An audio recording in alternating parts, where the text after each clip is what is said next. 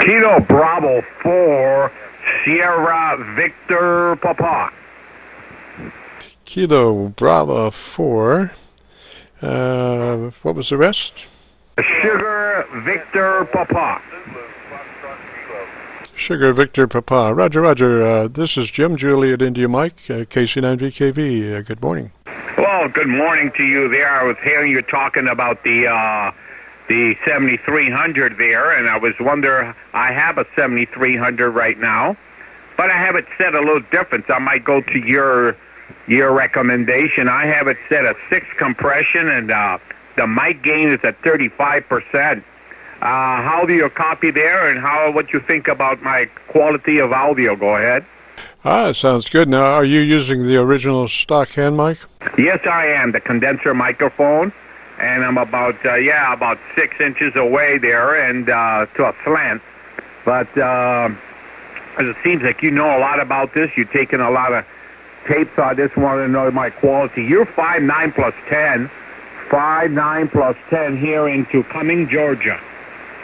Roger. Well, what I suggest, and you're probably doing it, but that hand mic is a condenser hand mic, and it just has tremendous articulation over a dynamic. But you have to work it a special way. You have to put it right in the corner of your mouth, and talk across it. And that way, that'll take care of all the possible plosives and transients that mic would be susceptible to if you work directly into it. So you just put it to the side of your mouth and talk across it. Roger?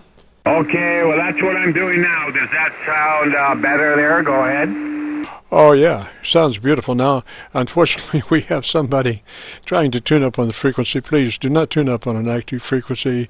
Go 4 clicks up or 4 clicks down or somewhere other than tune up on an active frequency. Yeah, I think that's it. I didn't hear any transients when we first talked, so I figured you were doing that, Roger. Okay, very good there, very good. Well, and I have it set at 6 compression and 35% mic gain. That's what somebody told me, and that's what I was using. But I heard you say to put it at 3 compression, and I didn't know, you didn't mention the mic gain there. Go ahead. Roger. Well, the thing is, I prefer just a little. Not quite so obvious on the compression. So if you go to 3 compression level, and then take a look at your ALC. Now I think if you looked at your ALC right now, you would see that you're probably buried that ALC all the way to the right hand side, and that's fine with that radio you have. But I would run it more like 2/3. 2/3 scale, from half to 2/3 on the ALC. Why don't you go to that next time and take a look at your ALC on your next transmission? Well, I did put it at 3 compression now. 3 compression, and the ALC is, it's not just about going halfway, a little more than halfway, 3/4 there. Go ahead. Roger. I think that sounds a little bit better there. And then, and be sure. Now, I heard a couple of transients there, so you might have come around a little bit more forward to that mic, but you want to keep it to the side of your mouth and talk across it, Roger? Yeah, okay, very good. Does that sound much better there? Go ahead. Oh, that's perfect. That's a 7300. Okay, very good. Well, I'm glad to hear that, my friend, and thank you. Give me your call sign now. Again, it's Kilo Charlie 9. And what's the rest of it there? Kilo Charlie 9 Victor Kilo Victor. KC9VKV. And we still have somebody tuning up on the frequency. Please, go somewhere else to tune up. Don't tune up on an active frequency. And come back with your call sign one more time there. That's Kilo Bravo 4, Sierra Victor Papa, KB4SVP. Roger. And the name? The name is Richard, my friend. The name is Richard. And I talked to you before. I talked to you in Canada, and I think I talked to you from Canada with my Victor Echo 1 Sugar Victor Papa call sign. I can't recall, but anyways, nevertheless, You're very popular on the frequency, that's for sure. Well, we do 7300. I love it. I have a, you know what? I have a 751 ICOM. I know 751A. I don't know if you ever heard of that radio, but that one has a good sound on it too. I love that radio. Have it with me here today, and I have the 706. But and in Canada, I have a few Kenwoods, the 520, TS520, the TS830. But yeah, I'm very happy with this radio. I gravitate to this radio all the time now. Don't know why. Maybe all the information is right there on the screen. You don't have to look for it. And yeah, I think it's a fantastic radio. I think ICOM really did. I wonder if the 7600 is worth spending that kind of money. I guess if you're just a rack chewer, this radio would just do quite fine, don't you think? Oh, that's a beautiful radio. Now, the 7610, I think you might be referring to, is it's a very challenging radio because it has so many bells and whistles. One of the main things about the 7610 is that it's got a button called Quick. Right on the front of the radio, it's called Quick. And Quick, you hit that button and it takes you to all the vital menus right in one place. And one of those is the most interesting device called Drive. And the Drive is an adjustment that takes that starts where the 7300 leaves off as far as the 3 dB transmit dynamic range. Drive can take that dynamic range down to half a dB. You know, you talk about a fat signal. You don't get hardly fatter than that. That's average peak modulation on that is somewhere up in the 90s. You know, 95%. I mean, I'm looking at the output. I had a demonstration. I was looking at the output on a VU meter. Normally, a VU meter is swinging along, you know. And then when you look at somebody that's running a 3 dB dynamic range, it's kind of hanging up there from 0 to -3, 0 to -3, you know. Well, he got on Drive and hit Drive, and that thing started looking like a plate voltmeter. I mean, it was just wiggling there from 0 to half a dB, 0 to half a dB. I've never seen anything like it before, Roger. Oh, okay, very good. Well, it's good. It's a good radio. I heard a lot of good things. But for the money, I know that radio's up in the 3000s there, and for rack tune, I'm a retired. I'm 68. I'm retired. I just things are changing. I like ham radio for me now is a good rack chewing. You know, that I like a good conversation for quite a bit of time there and learn something, and I really like that very much. So, like I said, I spent 6 months here in Cumming, Georgia, 6 months in Cape Breton Island, Nova Scotia, and I take my 7300. I bought like a little briefcase for it.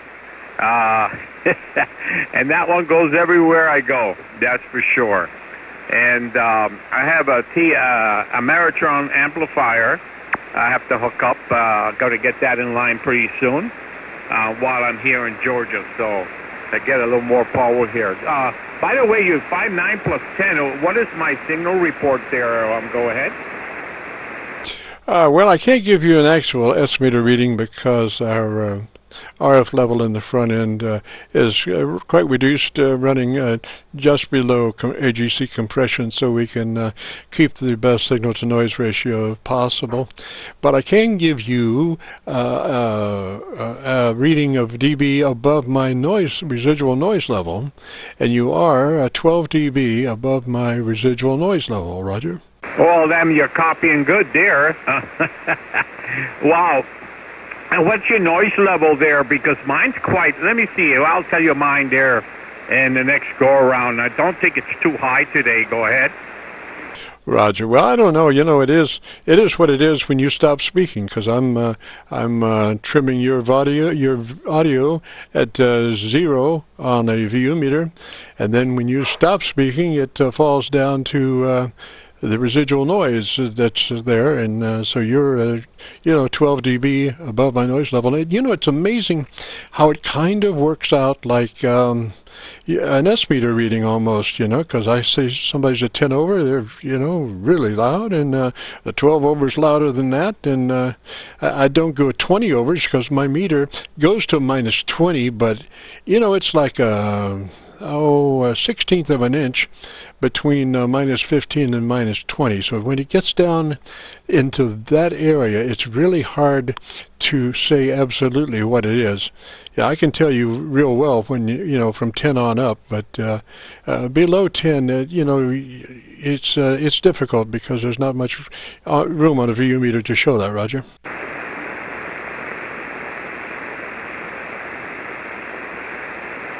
Okay, yeah, I got some residual high here. It's about the 5.6. It's just band conditions, I think, band noise. But just because it's not electric noise or anything like that. But you got like a 5, yeah, it's a 5.6 here. It's kind of high. When you stop talking, it goes down to, you go from 5.9 plus 10, 5.9 plus 10, and it goes down without any signal there to about 5.6. So, yeah, I didn't realize it was that high, but well, very good. So you're copying me good. I would say I'm like a 5.9 plus 5 or something like that, according to what you're saying there. That's good. That's good, my friend. Well, yeah.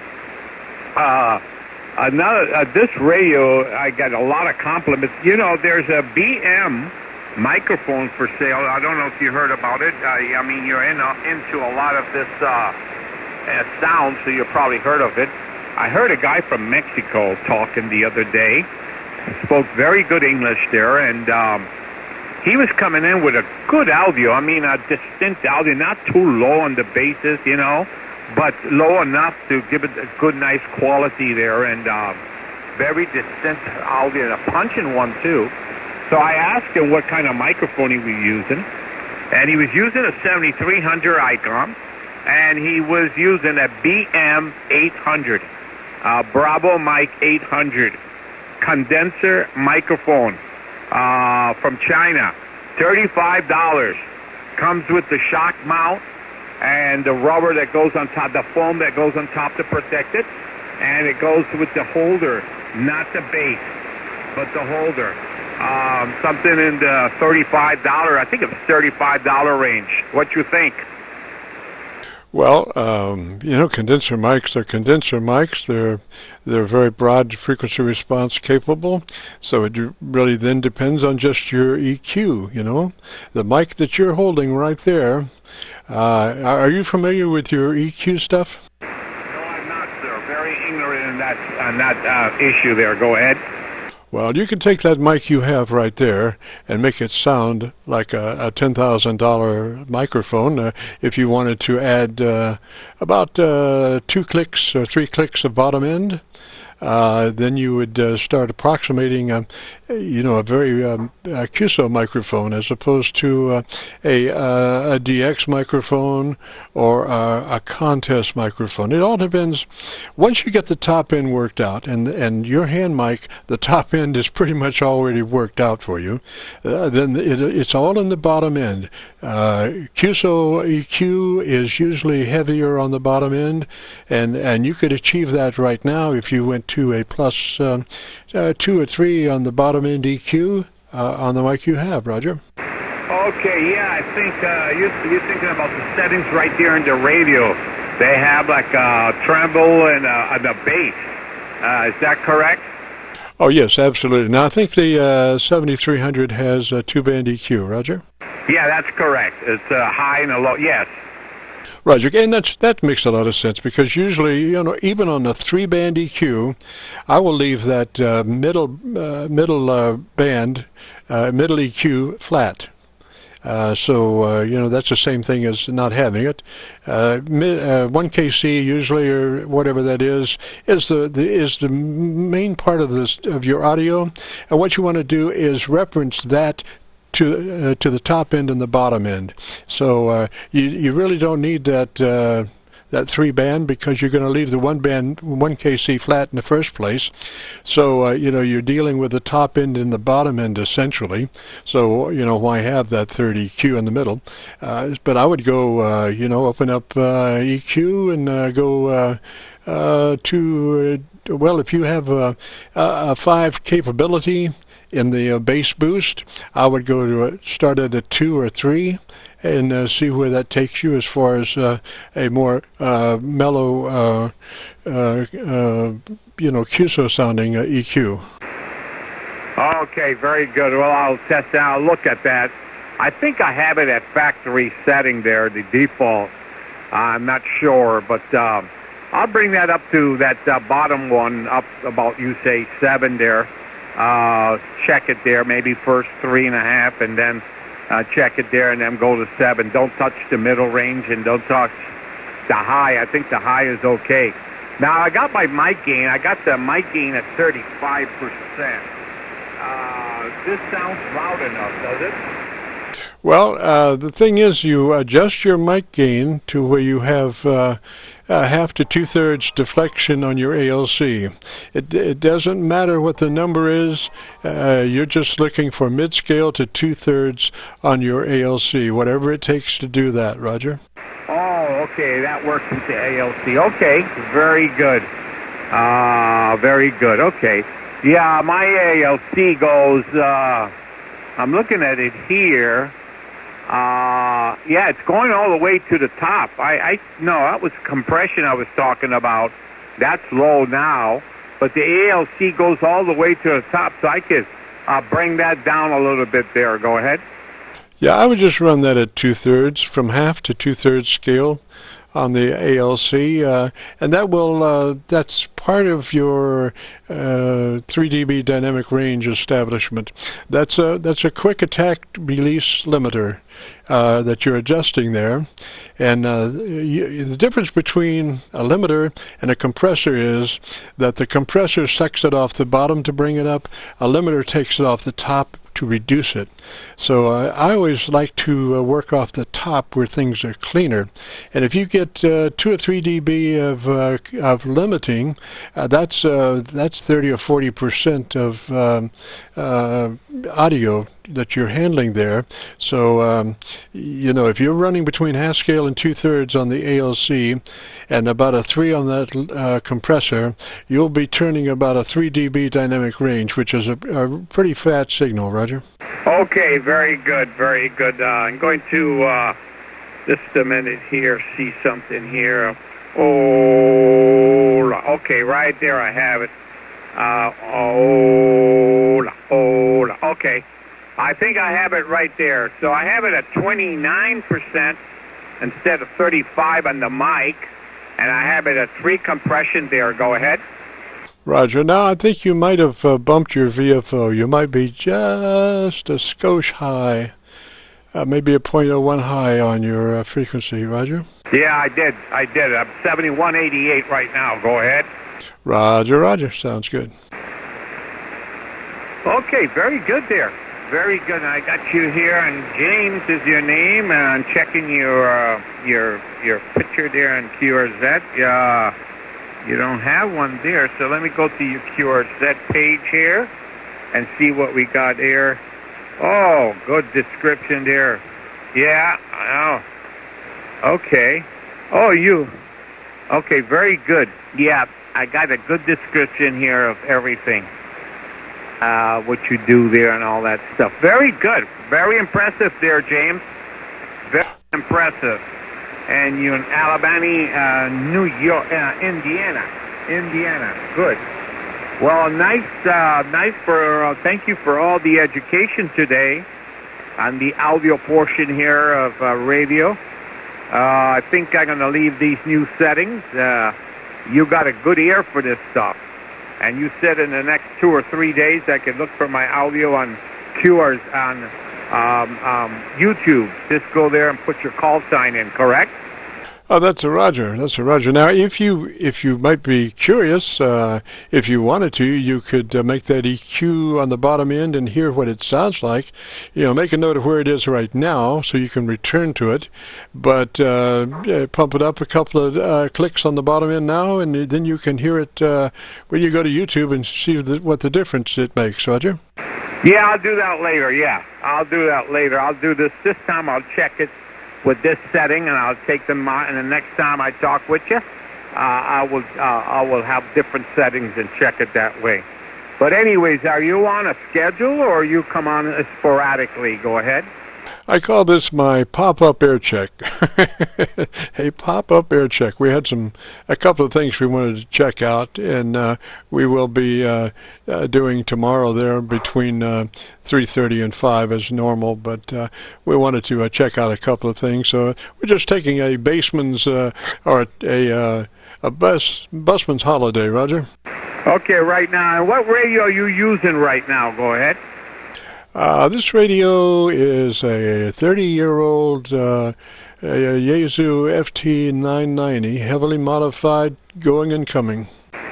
Okay, very good. I'm using right here, of course, a 7300, about 95 watts, into a off-center fed dipole about 25 feet up in the air. I have to try to get that up a little higher for 40 meters.